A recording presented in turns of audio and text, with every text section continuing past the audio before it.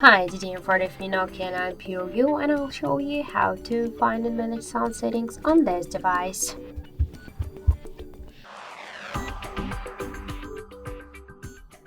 So first open the settings, tap the sound section, and to change media, call, ring and alarm volumes, we should hold and slide to the left or to the right side these dots on each of the volume panel.